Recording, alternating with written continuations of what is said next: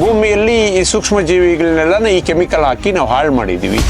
ಹಾಳು ಮಾಡಿರೋದ್ರಿಂದ ಏನಾಗಿದೆ, ಭೂಮಿ ಬರ್ಡ್ ಆಗಿದೆ, ನಮ್ಮ ಭೂಮಿ ಹಾಳಾಗೋಯ್ತು. ನಮ್ಮ ಹಸುಗಳು ಯಾವಾಗ ಹಾಳಾಗೋಯ್ತು, ನಮ್ಮ ಭೂಮಿ ಹಾಳಾಗೋಯ್ತು. ನಮ್ಮ ಭೂಮಿ ಹಾಳಾಗೋಗಿದ್ರಿಂದ ಇವತ್ತು ನಾವು ಕೆಮಿಕಲ್ ಮೊರೆ ಹೋಗ್ಬೇಕಾಗಿ ಬಂದು. ಚೈತನ್ಯ ಇರ್ಬೇಕಂತಂದ್ರೆ ಒಳ್ಳೆ ಆಹಾರ ಬೇಕು, ಒಳ್ಳೆ ಗಾಳಿ ಬೇಕು, ಒಳ್ಳೆ ನೀರು ಬೇಕು. ಒಳ್ಳೆ ನೀರೆಲ್ಲಿದೆ? ಇವತ್ತೆಲ್ಲ ನೀರೆಲ್ಲ ಕಲುಷಿತ ಮಾಡಿದ್ವಿ. ನಮ್ಮ ಮಕ್ಕಳು ಹೈಬ್ರಿಡ್ ತರಕಾರಿ ಹೆಂಗೆ ದಪ್ಪ ಬೆಳೆಯುತ್ತೆ ಹಾಗೆ ನಮ್ಮ ಮಕ್ಕಳು ದಪ್ಪ ಆಗ್ತಾ ఇದ್ದಾರೆ. ಯಾರ కైలు ಏನು ಕೆಲಸ ಮಾಡೋ పరిస్థితిಯಲ್ಲಿ ಇಲ್ಲ. మీకందరికీ కన్నడ కొంచెం కష్టం అవ్వచ్చు, అయినాను చాలా విషయాలు డిస్కషన్ చేయాలనే ఉద్దేశంతో డిస్కషన్ చేసినాం. వ్యవసాయం కానీ స్వదేశీ గోవులు లేకుండా పండించే ఏ పంట అయినా కానీ శ్రేష్టమైంది కాదు. ఇది డేంజరస్. ఈ గోవు ఆధారిత వ్యవసాయం లేకపోతే తప్పకుండా ప్రతి ఒక్కరూ అనారోగ్యం పాలవుతారు. ಸರ್ ನಮಸ್ಕಾರ. ನಿಮ್ ಜೊತೆಗೆ ತುಂಬಾ ಒಂದು 6 ತಿಂಗಳು 1 ವರ್ಷ ಆಯ್ತು ಅನ್ಸುತ್ತೆ. ಆಕ್ಚುಲಿ ಎಲ್ಲಾರು ತೆಲುಗು ಮಾತಾಡ್ತಾರೆ, ಬಟ್ ಆದ್ರೂ ಕನ್ನಡ ಅಂಡ್ ತೆಲುಗು ಎರಡೂನು ಮಾತಾಡೋಣ ಖಂಡಿತವಾಗ್ಬೋದು. ಸರ್, ನಮಗೆ ಈ ಕೆಮಿಕಲ್ಸ್ ಇಲ್ದಿರೇ ಇರುವಂತ ಒಂದು ಪ್ರಪಂಚ ನೋಡ್ಬೇಕು. ಯಾಕಂದ್ರೆ ನಾನ್ ಚಿಕ್ಕ ವಯಸ್ಸಿನಲ್ಲಿ ಯಾವ ಶುಗರ್ ಇಲ್ಲ, BP ಇಲ್ಲ, ಥೈರಾಯ್ಡ್ ಇಲ್ಲ, ಯಾವುದೇ ಇಂಥ ಒಂದು ರೋಗಗಳು ಇದ್ದಿದ್ದು ನಾವು ನೋಡಿಲ್ಲ, ಕಂಡಿಲ್ಲ. ಬಟ್ ಈಗಿನ ಕಾಲಕ್ಕೆ ನೋಡ್ತಾ ಇದ್ರೆ ಈವನ್ ನಮ್ಮ ಅಪ್ಪ ಅಮ್ಮದಲ್ಲಿನೂ 1 ವಾರದಿಂದ ಸ್ಟಾರ್ಟ್ ಆಗ್ಬಿಟ್ಟಿದೆ. ಅವ್ರೀಗ ಟ್ಯಾಬ್ಲೆಟ್ಸ್ಗೆ ಹೋಗ್ತಾ ಇದ್ದಾರೆ. ಅವ್ನ ಹೆಂಗಾದ್ರೂ ಹೊರಗಡೆ ತಗೊಂಡ್ ಬರ್ಬೇಕು ಅಂತ ಪ್ಲಾನ್ ಮಾಡ್ತಾ ಇದ್ದೀನಿ. ಬಟ್ ಈಗಿನ ಇರೋ ಕಾಲದಲ್ಲಿ ಎಲ್ಲ ಆರೋಗ್ಯ ವ್ಯವಸ್ಥೆ ಕ್ಷೀಣ, ಅಸಲು ದಾರಿದ್ರ್ಯವಾಗಿ ವೇಸ್ಟ್ ಆಗ್ಬಿಟ್ಟಿದೆ. ಹೇಳೋಕ್ಕಾಗಲ್ಲ, ಮಾತುಗಳಿಲ್ಲ, ಅಷ್ಟು ವರಸ್ಟ್ ಆಗಿ ತಯಾರಿ ಆಗಿದೆ. ಇದಕ್ಕೆ ನಾವು ಹಿಂದೆ ತಗೊಂಡ್ ಬರೋಕಾಗತ್ತಾ? ಮತ್ತೆ ಹಿಂದಿನ ಕಾಲಕ್ಕೆ ನಾವು ಬರ್ಬೋದಾ? ಬರ್ಬೋದು. ಹೆಂಗೆ ಬರ್ಬೇಕಾದ್ರೆ ನಾವು ಹಿಂದಿನ ಕಾಲದಲ್ಲಿ ನಾವು ಏನ್ ಮಾಡ್ತಿದ್ವಿ, ನಮ್ಮ ಹಿರಿಯರೆಲ್ಲ ಏನ್ ಮಾಡ್ತಿದ್ರು, ಆ ಪದ್ಧತಿಗಳು ನಾವು ಅನ್ವರ್ಸ್ಕೊಂಡ್ರೆ ನಾವು ಡೆಫಿನೆಟ್ ಆಗಿ ಹೆಲ್ತಿ ಆಗಿದ್ದೇ ಇರ್ತೀವಿ. ಆ ಪದ್ಧತಿಗಳಂತಂದ್ರೆ ಹಿಂದೆ ಏನಿತ್ತು, ನಮ್ಮಲ್ಲಿ ಹೆಚ್ಚು ನಾವು ಬೆಳೆ ಬೆಳಿಬೇಕಾದ್ರೆ ಗೋ ಸಂಪತ್ತಿತ್ತು. ನಮ್ಮ ಹತ್ರ ಗೋ ಸಂಪತ್ತಿಂದ ನಾವೇನ್ ಮಾಡ್ತಿದ್ವಿ, ಗೋವು ಹಾಕಂತ ಸಗಣಿನ, ಗಂಜಲನ ಯೂಸ್ ಮಾಡಿ ಬೆಳಿತಿದ್ವಿ. ಆ ಗೋ ಸಗಣಿಯಲ್ಲಿ ಈ ಸೂಕ್ಷ್ಮ ಜೀವಿಗಳಿದೆ. ಆ ಸೂಕ್ಷ್ಮ ಜೀವಿಗಳೇ ನಮ್ಮ ಬೆಳೆ ಬೆಳೆಯೋದಕ್ಕೆ ಎನ್ಕರೇಜ್ ಮಾಡ್ತಿದ್ವು. ಭೂಮಿಯಲ್ಲಿ ಈ ಸೂಕ್ಷ್ಮ ಜೀವಿಗಳನ್ನೆಲ್ಲ ಈ ಕೆಮಿಕಲ್ ಹಾಕಿ ನಾವು ಹಾಳು ಮಾಡಿದೀವಿ. ಹಾಳು ಮಾಡಿರೋದ್ರಿಂದ ಏನಾಗಿದೆ, ಭೂಮಿ ಬರ್ಡ್ ಆಗಿದೆ. ಬರ್ಡ್ ಯಾವಾಗ ಆಯ್ತು ಅವಾಗ ನ್ಯಾಚುರಲ್ ಆಗಿ ನಮ್ಗೆ ಭೂಮಿ ಬೆಳೆ ಕೊಡ್ತಿಲ್ಲ. ಅದನ್ನ ಮಾಡ್ಬೇಕಾದ್ರೆ ಮತ್ತೆ ವಾಪಸ್ ನಾವು ಗೋಗಳನ್ನ ಇಟ್ಕೊಂಡು ನಾವು ಗೋ ಸಗಣಿ ಮತ್ತೆ ಗಂಜಲ ಇದನ್ನೆಲ್ಲಾನು ಭೂಮಿಗೆ ಕೊಟ್ಟಿದ್ದ ಆದ್ರೆ ಡೆಫಿನೆಟ್ ಆಗಿ ಭೂಮಿ ಫಲವತ್ತಾಯ್ತು ಅಂದ್ರೆ ನ್ಯಾಚುರಲ್ ಆಗಿ ಬೆಳೆ ಬಂದೇ ಬರುತ್ತೆ. ನ್ಯಾಚುರಲ್ ಆಗಿ ಬೆಳೆ ಯಾವಾಗ ಬರುತ್ತೆ, ನ್ಯಾಚುರಲ್ ಆಗಿ ಫುಡ್ ಯಾವಾಗ ತಿಂತೀವಿ, ಡೆಫಿನೆಟ್ ಆಗಿ ನಾವು ಹೆಲ್ತಿಯಾಗಿ ಇದ್ದೇ ಇರ್ತೀವಿ. ಹೌದು. ಅಂದ್ರೆ ಹಳೆ ಕಾಲದಲ್ಲಿ ಹೇಗಿದೆಯೋ ದೃಢವಾಗಿ ಯಾವುದು ಅನಾರೋಗ್ಯ ಸಮಸ್ಯೆಗಳು ಇಲ್ದಿರೆ ಚೆನ್ನಾಗಿ ನಾವಿದ್ದಿದ್ದು ಒಂದು 20-25 ಇಯರ್ಸ್ ಬ್ಯಾಕ್ ನಾವು ನೋಡಿದ್ವಿ. ಆಗಿನ ಕಾಲಕ್ಕೆ ನಾವು ಬರ್ಬೇಕಂದ್ರೆ ಖಂಡಿತವಾಗ್ಲೂ ಗೋ ಸಂಪತ್ತಿರ್ಬೇಕು. ಹೌದು, ಗೋವುಗಳು ಬೆಳೆಸ್ಬೇಕು. ಅದು ನಮ್ಮ ದೇಸಿ ಗೋವುಗಳು, ದೇಸಿ ಗೋ. ಅದು HF ಜೆರ್ಸಿ ಈ ನಾವು ಹೈಬ್ರಿಡ್ ಹಸು ಅಲ್ಲ. ಹೈಬ್ರಿಡ್ ಹಸುವಲ್ಲಿ ಅದರಲ್ಲಿ ನಮ್ಮ ಗಿಡಗಳಿಗೆ ಬೇಕಾಗಂತ ಸೂಕ್ಷ್ಮ ಜೀವಿಗಳು ಬಹಳ ಕಡಿಮೆ. ನಮ್ಮ ಒಂದು ದೇಸಿ ಹಸುಗಳಲ್ಲಿ ತುಂಬಾ ಕೋಟಿಗಟ್ಟಲೆ ಇದೆ. ಅದನ್ನ ಕೊಡೋದ್ರಿಂದ ನಮ್ಮ ಭೂಮಿ ಫಲವತ್ತಾಗುತ್ತೆ. ನಮ್ಮ ಭೂಮಿ ಫಲವತ್ತಾದ್ರೆ ಡೆಫಿನೆಟ್ ಆಗಿ ನಮ್ಗೆ ಒಳ್ಳೆ, ನಮ್ಮ ಭೂಮಿ ಫಲವತ್ತಾದಾಗ ನಮ್ಗೆ ನ್ಯಾಚುರಲ್ ಆಗಿ ಬೆಳೆ ಬಂದೇ ಬರುತ್ತೆ. ನಮ್ಮ ಗೋಶಾಲದಲ್ಲಿರುವಂತ ಒಂದು ಇವಾಗ ಗೋಶಾಲದಲ್ಲಿನೇ ನೋಡ್ಬೇಕಾಗಿರೋ ಪರಿಸ್ಥಿತಿ ಬಂದಿದೆ. ಏನಂದ್ರೆ ಎಲ್ಲಿ ನಾವು ಮನೆಗಳಲ್ಲಿ ಎಲ್ಲಿನೂ ನಾವ್ ಇವಾಗ ಎಲ್ಲ HF ಆತರ ಇರೋ ಗೋ ಸಂಪತ್ತೆ ಇದೆ. ಇವಾಗ ಅದೂನು ಇಲ್ಲ, ಕರ್ಗೋಗ್ ಬಿಡ್ತಾ ಇದೆ. ಇವಾಗ ಎಲ್ಲಾದ್ರೂ ಹೋದ್ರೆ ಆಶ್ರಮದಲ್ಲಿ ಅನಾಥ ಗೋವುಗಳಾಗಿ ಇದೆ. ಅದನ್ನು ಗ್ರಾಸ್ ಇಲ್ಲ, ಅದಕ್ಕೆ ಗ್ರೀನ್ ಗ್ರಾಸ್ ಇಲ್ಲ. ಹೌದು, ಇವಾಗ ನಾವು ನೋಡ್ತಾ ಇದೀವಿ ಇಲ್ಲಿ ಗೋಮಾಳ ಇತ್ತು. ಗೋಮಾಳ ಎಲ್ಲ ಈಗ ತೋಟ, ಹೊಲ ಮತ್ತೆ ಇದೆಲ್ಲ ಆಗಿದೆ. ಹಸು ಮೇಯದಕ್ ಜಾಗ ಇಲ್ಲ. ಅದ್ರಲ್ಲೂ ಆ ಹಸು ನಮ್ಗೆ ಉತ್ತಮವಾದ ಹಾಲು ಕೊಡ್ಬೇಕಾದ್ರೆ ಅದನ್ನು ಫ್ರೀಯಾಗಿ ಬಿಡ್ಬೇಕು. ಅದು ಪ್ರತಿಯೊಂದು ಮೆಡಿಸಿನಲ್ ವ್ಯಾಲ್ಯೂ ಇರೋಂತ ಹುಲ್ಲನ್ನು ತಿನ್ನುತ್ತೆ, ಅದ್ರಲ್ಲಿ ಮೆಡಿಸಿನಲ್ ವ್ಯಾಲ್ಯೂ ಇರೋಂತ ಹಾಲನ್ನು ಕೊಡುತ್ತೆ. ಆ ಹಾಲನ್ನು ನಾವು ತಗೊಂಡಾಗ ನಾವು ಹೆಲ್ತಿಯಾಗಿ ಇದ್ದೇ ಇರ್ತೀವಿ. ಏನೋ ಫಾರಂ ಈಗ ಇದು ಮಾತ್ರ ಹಾಕೊಂಡ್ ಬಂದ್ಬಿಟ್ರೆ ಆಗಲ್ಲ. ಹೌದು. ಅದನ್ನ ಫ್ರೀ ಆಗಿ ಬಿಡ್ಬೇಕು. ಅದ್ರಲ್ಲಿ ಫ್ರೀ ಆಗಿ ಬಿಟ್ಟಾಗ ಬೇಕಾದ್ರೆ ನೀವೇ ಒಂದು ಹಸು ಇಟ್ಕೊಂಡು ನೋಡಿ, ನೀವು ಒಂದು ಎಲ್ಲಾದ್ರೂ ಮೇಯ್ಸಕ್ ಹೋದಾಗ ಅದ್ ಏನೇನ್ ತಿನ್ನುತ್ತೆ, ಗರ್ಕೆ ಹುಲ್ ತಿನ್ನುತ್ತೆ, ತುಂಗೆ ಹುಲ್ ತಿನ್ನುತ್ತೆ, ತಪ್ಪರೆ ಹುಲ್ ತಿನ್ನುತ್ತೆ, ಈ ನಾವು ಮುಟ್ಟಿದ್ರೆ ಮುನಿ ಅಂತೀವಲ್ಲ ಹೌದು. ಅದನ್ನ ತಿನ್ನುತ್ತೆ. ಹೌದೌದು. ಅದ್ರಲ್ಲೆಲ್ಲ ಮೆಡಿಸಿನಲ್ ವ್ಯಾಲ್ಯೂ ಇದೆ. ಆ ಮೆಡಿಸಿನಲ್ ವ್ಯಾಲ್ಯೂ ನಮ್ಗೆ ಹಾಲಿನ ಮುಖಾಂತರ ನಮಗ್ ಕೊಡುತ್ತೆ. ಅದು ಆ ಹಾಲಲ್ಲಿ ಮೆಡಿಸಿನಲ್ ವ್ಯಾಲ್ಯೂ ನಮ್ಗೆ ತುಂಬಾ ರೋಗಗಳಿಗೆ ಹೆಲ್ಪ್ ಮಾಡುತ್ತೆ. ನಮ್ಗೆ ಯಾವುದೇ ರೋಗಗಳು ಹತ್ತಿರಕ್ಕೆ ಸುಳಿದೇ ಇದ್ದಂಗೆ ಇದಾಗುತ್ತೆ.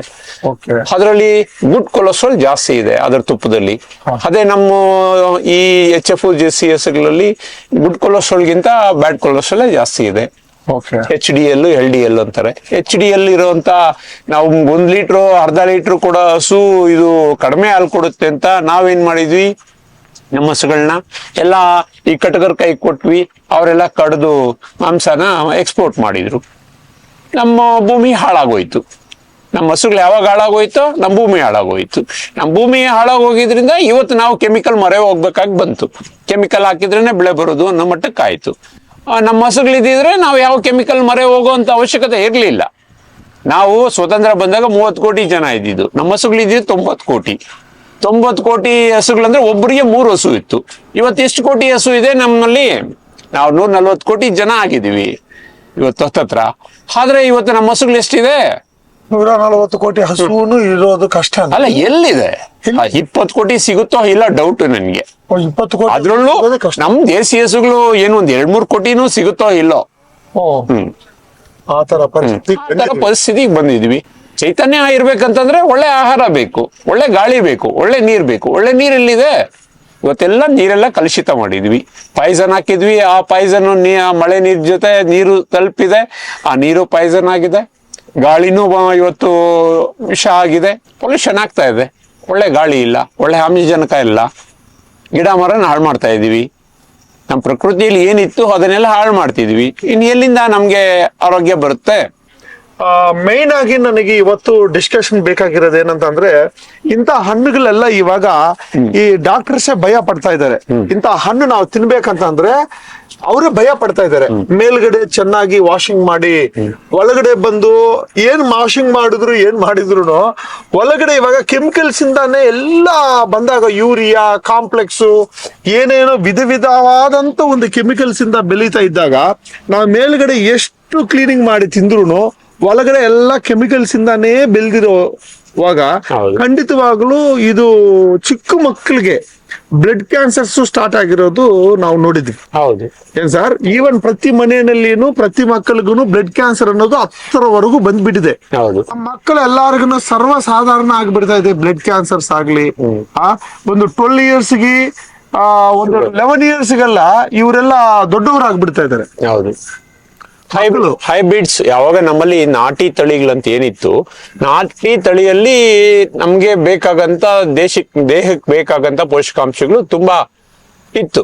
ಈಗ ನಾವು ನೋಡೋದಕ್ಕೆ ಚೆನ್ನಾಗಿ ಕಾಣಬೇಕು, ಅದು ಟೇಸ್ಟಿ ಆಗಿರ್ಬೇಕು ಅಂತ ಹೈಬ್ರಿಡ್ಸ್ ಎಲ್ಲ ಮಾಡಿ ಹೈಬ್ರಿಡ್ಸ್ ತರಕಾರಿಗಳನ್ನ ತಂದ್ಬಿಟ್ಟಾದ್ಮೇಲೆ ನಮ್ಮ ಮಕ್ಕಳು ಹೈಬ್ರಿಡ್ ತರಕಾರಿ ಹೆಂಗ್ ದಪ್ಪ ಬೆಳೆಯುತ್ತೆ ಹಂಗೆ ನಮ್ಮ ಮಕ್ಕಳು ದಪ್ಪ ಆಗ್ತಾ ಇದಾರೆ. ಯಾರ ಕೈಲೂ ಏನು ಕೆಲಸ ಮಾಡೋ ಪರಿಸ್ಥಿತಿಯಲ್ಲಿ ಇಲ್ಲ. ಅವರೆಲ್ಲ ಏನಾಗಿದೆ ಅಂದ್ರೆ ದೇಶಕ್ಕೆ ಭಾರವಾಗ್ತಾ ಇದ್ದಾರೆ ಹೊರತು ದೇಶಕ್ಕೆ ಒಳ್ಳೆ ಪ್ರಜೆ ಆಗ್ತಾ ಇಲ್ಲ. ಇವತ್ತು ಹೈಬ್ರಿಡ್ ಈ ಏನ್ ಬಂತು, ಈ ಕೆಮಿಕಲ್ ಇದೇನ್ ಬಂತು, ಇದರಿಂದಾನೇ ನಮ್ಮ ಮಕ್ಕಳೆಲ್ಲನೂ ಇವತ್ತು ಹೈಬ್ರಿಡ್ ತರನೇ ಬೆಳೀತಾ ಇದೆ. ಅವ್ರಿಗೆ ದಾಹ ಹೆಚ್ಚಾಗ್ತಾ ಇದೆ, ಹಶು ಹೆಚ್ಚಾಗ್ತಾ ಇದೆ, ಯಾವಾಗ್ಲೂ ತಿನ್ಬೇಕು ಅಂತ ತಿಂತಾ ಇದಾರೆ. ಬರೀ ದಪ್ಪ ಆಗ್ತಾ ಇದಾರೆ. ಓಡಾಡೋದು ಕಷ್ಟ, ಕೂತ್ಕೊಳ್ಳೋದು ಕಷ್ಟ, ಹೇಳೋದು ಕಷ್ಟ ಅಂತ ಅವ್ರ ಕೆಲಸ ಮಾಡ್ಕೊಳ್ಳೋದೇ ಕಷ್ಟ ಆದ್ಮೇಲೆ ಇನ್ ಸಮಾಜದಲ್ಲಿ ಅವ್ರು ಏನ್ ದುಡಿಮೆ ಮಾಡ್ತಾರೆ? ಸಮಾಜಕ್ಕೆ ಏನ್ ಒಳ್ಳೆ ಪ್ರಜೆಗಳಾಗ್ತಾರೆ? ಆರೋಗ್ಯವಾಗಿನೇ ಇಲ್ಲ ಅಂತ ಅಂದ್ರೆ ಇವರಿಂದ ಏನ್ ಒಳ್ಳೇದಾಗತ್ತೆ? ಏನಾಗುತ್ತೆ? ಹಿಂಗಿ ನಾವು ಸಮಾಜವನ್ನು ಬೆಳೆಸ್ಕೊಂಡ್ ಬರ್ತಾ ಇದೀವಿ. ಇದನ್ನ ಖಂಡಿತವಾಗ್ಲೂ ಒಬ್ಬರಿಂದ ಶುರು ಆಗ್ಬೇಕಾಗಿದೆ. ತುಂಬಾ ಕಷ್ಟ ಸಾಧ್ಯ ಇರುತ್ತೆ. ನೀವಿವಾಗ ಇದು ನೇಚರಲ್ ಆಗಿ ಹಸು ಗೊಬ್ಬರ ಇಂದ ತುಂಬಾ ನೇಚರಲ್ ಆಗಿ ನೋಡೋಕೆ ತುಂಬಾ ಶೈನಿಂಗ್ ಇದೆ, ಚೆನ್ನಾಗಿನೇ ಇದೆ, ಏನ್ ತೊಂದ್ರೆ ಇಲ್ಲ. ಇಲ್ಲ, ಅದ್ರಲ್ಲಿ ಕೆಲವು ಹುಳನೂ ಬಂದಿರುತ್ತೆ. ಯಾಕಂದ್ರೆ ಅದು ಚೆನ್ನಾಗಿರೋದ್ರೆ ಹುಳ ಬೀಳೋದು. ಹೌದು. ವಿಷ ಆಗಿದ್ರೆ ಹುಳ ಬೀಳಲ್ಲ. ಹೌದು. ವಿಷ ಆಗಿದ್ರೆ ಒಂದು ಹುಳನು ಟಚ್ ಮಾಡಿರಲ್ಲ, ಅದ್ರ ಮೇಲೆ ಯಾವುದೇ ಒಂದು ಮಚ್ಚೆ ಇನ್ನೊಂದು ಡಿಸ್ಟರ್ಬ್ ಏನೂ ಇರಲ್ಲ. ಅದು ನೋಡೋದಕ್ ಚೆನ್ನಾಗಿರೋದೆಲ್ಲಾನು ಒಳ್ಳೇದು ಅಂತ ಕಸ್ಟಮರ್ಗೆ ಇವತ್ತೇನು ಗ್ರಾಹಕರಿದ್ದಾರೆ ಗ್ರಾಹಕರಿಗೆ ಎಲ್ಲಾನು ಅದು ನೋಡೋದಕ್ ಚೆನ್ನಾಗಿತ್ತು ಅಂದ್ರೆ ಅದು ಶುದ್ಧವಾಗಿದೆ ಅಂತ ತಿಳ್ಕೊಂಡಿದ್ದಾರೆ. ನೋಡೋದಕ್ ಚೆನ್ನಾಗಿರೋದು ಯಾವುದು ಶುದ್ಧವಾಗಿರೋದು ಡೌಟ್. ಅದು ಎಲ್ಲಾ ಡಿಸ್ಟರ್ಬ್ ಆಗಿರ್ಬೇಕು, ಅದ್ರಲ್ಲಿ ಹುಳನೂ ಇರ್ಬೇಕು. ಹುಳ ಇದ್ರೆ ಅದು ಶುದ್ಧವಾಗಿದೆ, ಅದಕ್ಕೆ ಆ ಹುಳ ಬದುಕಿದೆ ಅಂತ ಅರ್ಥ. ಅದರಲ್ಲಿ ಪಾಯ್ಸನ್ ಇದ್ರೆ ಹುಳ ಬದುಕಲ್ಲ. ಅವಾಗ ಅದು ಹುಳ ಇಲ್ಲ ಅಂತ ತಿಂತಾರೆ, ಆದ್ರೆ ಅದನ್ನ ಪಾಯ್ಸನ್ನೇ ತಿಂತಾರೆ. ಹೌದು. ಹಾಗೆ ನೀವು ಈ ತರ ಮಾಡಿ ಕೆಮಿಕಲ್ಸ್ ಇಲ್ದಿರೇ ಇರೋಂತ ಒಂದು ಫ್ರೂಟ್ಸ್ ಆಗ್ಲಿ, ಕೆಮಿಕಲ್ಸ್ ಇಲ್ದಿರೇ ಇರೋಂತ ಒಂದು ಪ್ರತಿಯೊಂದು ತರಕಾರಿ ಆಗ್ಲಿ, ನೀವು ಬೆಳೆಸ್ತಾ ಇರೋ ಒಂದು ಪ್ರತಿಯೊಂದು ಇದನ್ನೇ ಈ ಸ್ಟೇಜ್ಗೆ ಶುದ್ಧವಾಗಿ ವಿತೌಟ್ ಕೆಮಿಕಲ್ಸ್ ಇಂದ ನೀವು ಇವಾಗ ಸಪ್ಲೈ ಮಾಡ್ತಾ ಇದ್ದೀರಿ, ಕಸ್ಟಮರ್ಸ್ಗೆಲ್ಲ ಕೊಡ್ತಾ ಇದ್ದೀರಿ. ಈ ಸ್ಥಿತಿಗೆ ಬರ್ಬೇಕಂತ ಅಂದ್ರೆ ಎಷ್ಟು ಕಷ್ಟ ಆಗಿದೆ ನಿಮಗೆ? ಯಾವ ನಾನು 13 ವರ್ಷದ ಪ್ರಯತ್ನ, ಇದು 13 ವರ್ಷದ ಪ್ರಯತ್ನ. ನನ್ನ ಹೆಲ್ತ್ ಹಾಳಾಗಿ ನಾನು ರೋಸ್ ಬೆಳಿತಾ ಇದ್ದನು, ನಾನು ತುಂಬಾ ಔಷಧಿ ಸ್ಪ್ರೇ ಮಾಡ್ತಿದ್ದೆ, ನನ್ಗೂ ಲಂಗ್ಸ್ ಇನ್ಫೆಕ್ಷನ್ ಆಗಿ ನಾನು ಯಾರೋ ಒಬ್ಬ ಆಯುರ್ವೇದಿಕ್ ಡಾಕ್ಟರ್ ಇಂದ ನಾನು ಹೊರಗಡೆ ಬಂದೆ. ಅಂದ್ರೆ ಅವರು ನಿಮ್ ತಾತ ಕಾಲದಲ್ಲಿ ಫರ್ಟಿಲೈಸರ್ಸ್ ಇತ್ತಾ, ಕೆಮಿಕಲ್ ಇತ್ತಾ ಅಂತ ನಾನು ಕ್ವಶನ್ ಮಾಡಿದ್ರು. ಇರ್ಲಿಲ್ಲ ಅಂದ್ರೆ ಹಾಗಾದ್ರೆ ಅವ್ರು ಹಿಂಗ್ ಬೆಳೆದ್ರು ಅಂದ್ರು, ಸಗಣಿ ಗಂಜಲ ಹಾಕ್ತಿದ್ರು ಬೆಳೆದ್ರು ಅಂತಂದೆ. ನೀವ್ ಯಾಕೆ ಆ ಕೆಲಸ ಮಾಡ್ಬಾರ್ದು ಅಂತ ನನ್ನ ಕೇಳಿದ್ರು. ನಾನು ಅವಾಗ ಹೇಳ್ದೆ, ಸರ್ ಇವತ್ತು ಆತರ ನಾವು ಬೆಳೆಯಕ್ ಆಗಲ್ಲ, ಈಗ ಎನ್ವೈರ್ಮೆಂಟ್ ಚೆನ್ನಾಗಿಲ್ಲ ಅಂತ. ಎನ್ವೈರ್ಮೆಂಟ್ ಏನೂ ಆಗಿಲ್ಲ, ನೀವು ಆತರ ತಿಳ್ಕೊಂಡಿದ್ದೀರಿ ಅಷ್ಟೇ, ಬೆಳೀರಿ ಬರುತ್ತೆ ಅಂತಂದ್ರು. ಆಮೇಲೆ ಅವ್ರು ಹೇಳಿದಾದ್ಮೇಲೆ ನಾನು ಸತತವಾಗಿ ಪ್ರಯತ್ನ, 13 ವರ್ಷ ಪ್ರಯತ್ನ. 8 ವರ್ಷ ನನ್ನಲ್ಲಿ ಏನು ಬರ್ಲಿಲ್ಲ. ನಾನು ತುಂಬಾ ಹಣ ನನಗಿಲ್ಲ, ತುಂಬಾ ಇದಾಯ್ತು. ಆದ್ರೂ ನಾನು ಏನಾದ್ರೂ ಆಗ್ಲಿ, ನಾನು ಆರೋಗ್ಯವಾಗ್ಬೇಕಾದ್ರೆ ಒಳ್ಳೇದನ್ನ ಬೆಳಿಬೇಕು ಅಂತ ಹಠದಿಂದ ಈಗ ನಾನು ಒಂದು 3 years ಈಚೆಗೆ ನನ್ನ ಭೂಮಿ ಎಲ್ಲ ಸರಿ ಹೋಗಿದೆ. ಆ ಸರಿ ಹೋಗ್ಬೇಕಾದ್ರೆ ಕಾರಣ ನಮ್ಮ ದೇಸಿ ಹಸು ಒಂದಿದೆ, ಅದರಲ್ಲಿ ಜೀವಾಮೃತ ಪಂಚಗವ್ಯ ಇದನ್ನೆಲ್ಲ ಮಾಡಿ ನನ್ನ ಭೂಮಿಗೆ ಕೊಡ್ತಾ ಇದ್ದೀನಿ. ಅದರಿಂದ ನನ್ನ ಭೂಮಿಯಲ್ಲಿ ಮೈಕ್ರೋಬ್ಸ್ ಡೆವಲಪ್ ಆಗಿದೆ, ಸೂಕ್ಷ್ಮ ಜೀವಿಗಳೆಲ್ಲ ಡೆವಲಪ್ ಆಗಿದೆ. ಅದು ಡೆವಲಪ್ ಆದ್ಮೇಲೆ ಕಳೆ ಹೆಚ್ಚಿಗೆ ಬೆಳೆಸ್ತೀನಿ, ಹೆಚ್ಚಿಗೆ ಬೆಳೆಸಿ ಅದನ್ನ ಕಟ್ ಮಾಡಿ ಅಲ್ಲೇ ಸಾಯಿಲ್ ಕಾರ್ಬನ್ ಆಗಿ ಕನ್ವರ್ಟ್ ಆಗುತ್ತೆ. ಅದು ಸಾಯಿಲ್ ಕಾರ್ಬನ್ ಚೆನ್ನಾಗಾದ್ಮೇಲೆ ನನ್ನ ಭೂಮಿಗೆ ನೀರು ಚೆನ್ನಾಗಿ, ಮಳೆ ನೀರೆಲ್ಲ ಇಂಕಂತ ಇದೆ, ನೀರಿನ ಲೆವೆಲ್ಲು ಮೇಲೆ ಬಂದಿದೆ. ಇವತ್ತು ನನ್ನ ಭೂಮಿ ಸರಿ ಹೋಗಿರೋದ್ರಿಂದ ಈ ತರ ನನಗೆ ಒಳ್ಳೆ ಫಲನ ಕೊಡ್ತಾ ಇದೆ. ಖಂಡಿತವಾಗ್ಲು. ಅಂದ್ರೆ ಸುತ್ತಿ ಏನು ಮಾತಾಡ್ಬೇಕಂತಂದ್ರು ಮುಕ್ಕೋಟಿ 3 ದೇವತೆಗಳಿರುವಂತ ಒಂದು ಕಾಮಧೇನು ಅಂದ್ರೆ ಹಸು. ಈ ಹಸುವನ್ನು ಬೆಳೆಸ್ಕೊಂಡಿದ್ದೀವಿ ಅಂತಂದ್ರೆ ಆಟೋಮೆಟಿಕ್ ಆಗಿ ಆ ಅಗ್ರಿಕಲ್ಚರ್ ಸ್ಟಾರ್ಟ್ ಆಗತ್ತೆ. ಹಸುವಿಂದ ಬರುವಂತ ಒಂದು ಅಗ್ರಿಕಲ್ಚರ್ ಮಾಡ್ಬೇಕು, ಹಸಿವು ಇಲ್ದಿರೇ ಇರೋ ಒಂದು ಅಗ್ರಿಕಲ್ಚರ್ ಮಾಡಿದ್ರೇನೆ ನಮ್ಗೆಲ್ಲಾ ಎಲ್ಲಾ ತೊಂದರೆಗಳು. ಹೌದು, ಖಂಡಿತ ಸರ್. ಫೈನಲಿ ನೀವು ಏನು ಸಲಹಾ ಕೊಡ್ತೀರಾ ಸರ್ ನಮ್ಮ ಭಾರತ ದೇಶಕ್ಕೆ, ನಮ್ಮ ಭಾರತ ದೇಶ ಪ್ರಜೆಗಳಿಗೆ ಕೆಮಿಕಲ್ಸ್ ಯೂಸ್ ಮಾಡ್ತಾ ಇರೋ ಒಂದು ಪ್ರತಿಯೊಂದು ಕಸ್ಟಮರ್ಗೆ ನಿಮ್ಮಿಂದ ಕೊಡುವಂತ ಸಲಹಾ ಹೇಳಿ? ಅಲ್ಲ, ಈಗ ಕೆಮಿಕಲ್ ಯೂಸ್ ಮಾಡೋದ್ರಿಂದ ನಮ್ಗೆ ಇಷ್ಟೆಲ್ಲ ತೊಂದರೆ ಬಂದಿದೆ ಅಂತ ನಾನೊಬ್ಬನಿಗೆಲ್ಲ, ಇಡೀ ದೇಶದಲ್ಲಿರೋ ಎಲ್ಲಾ ಜನಕ್ಕೂ ಅರ್ಥ ಆಗಿದೆ. ಈಗ ಕೆಮಿಕಲ್ ಫಾರ್ಮಿಂಗ್ ಮಾಡಿ ನಮ್ಗೆ ಹೊಟ್ಟೆ ಏನೋ ತುಂಬಿಸಿದ್ರು, ಅವತ್ತು 1 ಹೊತ್ತು ತಿಂದ ಇದ್ದಾಗ ನಮ್ಗಿರಂತ ಶಕ್ತಿ ಇವತ್ತು 3 ಹೊತ್ತು ತಿಂದೂನು ನಮ್ಗೆ ಆ ಶಕ್ತಿ ಇಲ್ಲ. ಉದಾಹರಣೆಗೆ ಹೇಳ್ಬೇಕಾದ್ರೆ ನಮ್ ಸ್ವತಂತ್ರ ಹೋರಾಟಗಾರರು ಇದ್ರಲ್ಲ, ಬ್ರಿಟಿಷರು ತಗೊಂಡೋಗಿ ಜೈಲಲ್ಲಿ ಹಾಕೊಂಡಿದ್ರು, ಅವ್ರು ಊಟ ಹಾಕದೇ ಇದ್ರು, ಅವ್ರ ಮೇಲೆ ಬೀಳ್ತಿದ್ರು. ಯಾರು? ನಮ್ ಸ್ವತಂತ್ರ ಹೋರಾಟಗಾರರು. ಯಾಕಂತಂದ್ರೆ ಅವ್ರ ಊಟ ಇಲ್ಲದೆ ಇದ್ರು ಅಷ್ಟು ಎನರ್ಜಿ ನಾವು ಅವ್ರು ತಿಂದಿರಂತ ಫುಡ್ ಅಲ್ಲಿ ಇತ್ತು ಅವತ್ತು.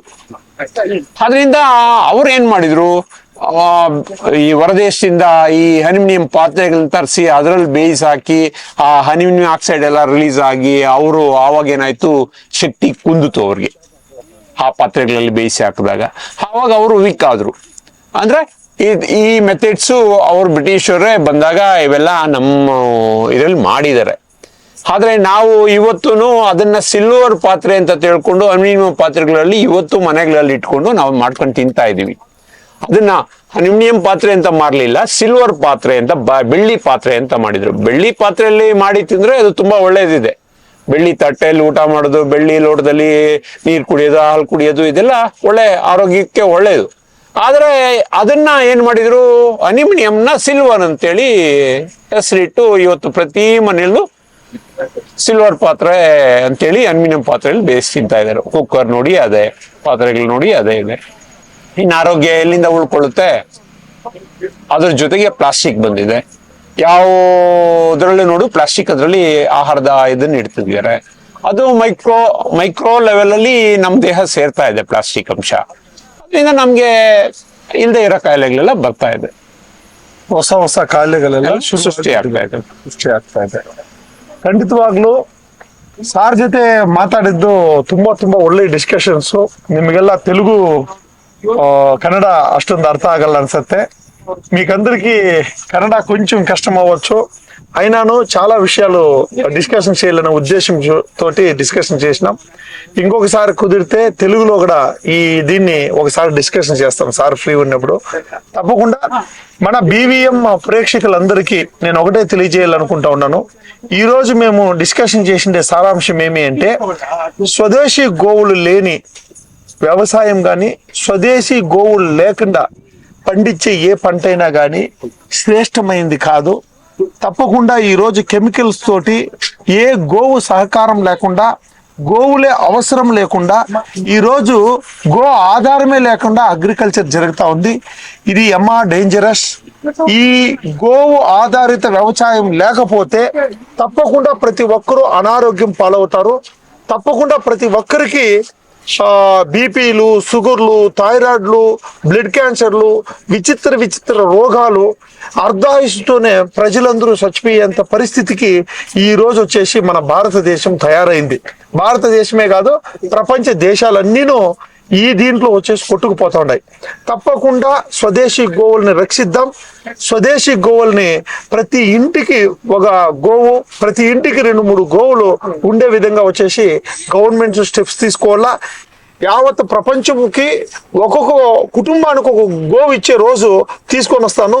ఇది పలంనేరులో మెల్లమెల్లగా షురూ చేసుకుంటే వెళ్దాం. స్వదేశీ గోవుని ప్రతి ఇంట్లో పెట్టుకుంటే ఎటువంటి రోగాలు లేకుండా ఆరోగ్యవంతమైన జీవితం గడుపుతారనే దానికి ప్రత్యక్ష సాక్షి సార్. వాళ్ళు 10 సంవత్సరాలు కష్టపడి వాళ్ళు భూమిని కెమికల్స్ లేని భూమిగా చేసుకుంటా, సారవంతమైన భూమిగా కొద్దిగా గంజరము, ఈ పేడ ఇవన్నీ వేసుకుంటూ కొద్దిగా ఈరోజు అద్భుతమైన వితౌట్ కెమికల్స్ తోటి ఉండే ఒక ఫ్రూట్స్ ని సమాజానికి అందిస్తూ ఉంటారు. ఇంతకు మించిన సేవ ఇంకేది లేదు. ఈ ఫ్రూట్ తింటే ఎటువంటి క్యాన్సర్ రావు, ఎటువంటి ఇతర రోగాలు లేకుండా 50 ఏళ్ళ ముందు 20 ఏళ్ళ ముందు ఎటువంటి స్వచ్ఛమైన ఫ్రూట్స్ మనం తింటా ఉంటామో అలాగా ఈ రోజు వచ్చేసి స్వచ్ఛమైన ఫ్రూట్స్ మేము తింటా ఉన్నాం. అందుకని మేము చాలా ప్రౌడ్గా ఫీల్ అవుతా ఉన్నాం. నెక్స్ట్ టైంకి తెలుగులో ప్రయత్నిద్దాం, తెలుగులో తీద్దాం. తప్పకుండా ప్రతి ఇంటికి ఒక గో ఉండాలి. ప్రతి మనిషి గో ఆధారిత వ్యవసాయాన్ని అవలంబించాలి. వితౌట్ కెమికల్స్ లేని ఒక వ్యవసాయాన్ని తీసుకొని రావాలా. కెమికల్స్ లేని ఒక జీవితాన్ని మనమందరం గడపాలని చెప్పి మనస్ఫూర్తిగా కోరుకుంటూ, మీ బీవీఎం శివశంకర్, మీ నల్లగుట్లపల్లి శివశంకర్, పలంనేరు నియోజకవర్గం. Thank you.